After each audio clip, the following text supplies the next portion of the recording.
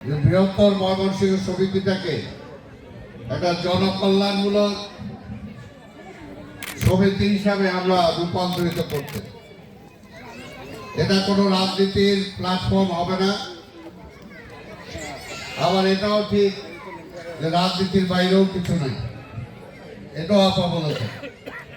তবে উদ্দেশ্যটা যদি থাকে যে সবাই মিলে মিশে কাজ করতে হবে, তাহলে কিন্তু সবকিছুই করা যায়।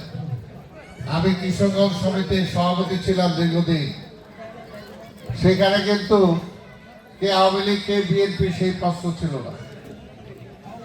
আওয়ামী লীগের মহানগর দক্ষিণে যিনি দীর্ঘদিন সভাপতির দায়িত্ব পালন করেছেন, সে কিন্তু দীর্ঘদিন আমার সাথে সহসভাপতি ছিলেন। আমাদের হাইকোর্টের বিচারপতি মনি সাহেব দীর্ঘদিন কিন্তু আমার সাথে সহসভাপতির দায়িত্ব পালন করেছেন। ইভেন আমার যে মহাসচিব ছিল, তিনিও কিন্তু রাজনৈতিকভাবে অন্য একটা দলের সমর্থক ছিলেন। কিন্তু বিষয়টা হলো যে আমরা সবাই যদি ময়মনসিংহবাসী হই, আমার মনে যদি ময়মনসিংহের জন্য কিছু করার মানসিকতা থাকে, ইচ্ছা থাকে, তাহলে দল বা রাজনীতিটা কিন্তু কোনো বাধা না। আমাদের ঐকান্তিক মনের চেষ্টাটা দরকার।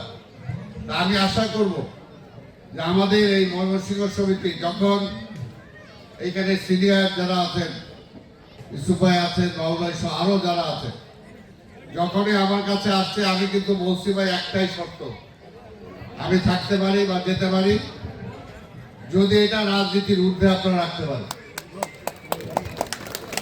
এবং সেই শর্তেই কিন্তু এখানে আসা। এইখানে আমি বিশ্বাস করি যে আমরা অন্যান্য সব জেলা বলেন, বিভাগ বলেন, সবাই কিন্তু ইজম করে, কিন্তু ময়মনসিংহের কোনো ইজম নাই। যে কারণে আমরা কিন্তু অনেক পিছিয়ে আছি, অনেক পিছিয়ে আছে। যে আলিম সাহেব এখানে আজকে আমাদের মাঝে আছেন, উনি সচিবদের সচিব ছিলেন। ইচ্ছা করলে তো সেই সময় ওনার হাতে অনেক ক্ষমতা ছিল, করছেন। কিন্তু যদি আরো একটু গুছায় করা যায় তাহলে কিন্তু অনেক কিছু সম্ভব। আমাদের ইনশাল্লাহ তিনি